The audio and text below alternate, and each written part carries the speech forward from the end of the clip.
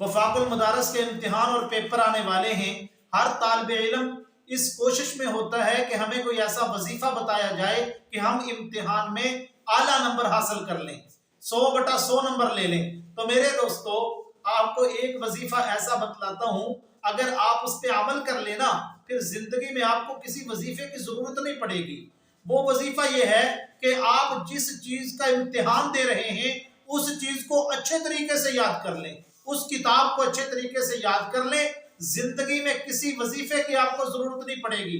ہاں، ایک وظیفہ بھی میں آپ کو بتلاتا ہوں. پہلے کتاب کو یاد کریں، اس چیپٹر کو دیکھیں، جس چیز کا امتحان ہے اس کو اچھے طریقے سے یاد کریں.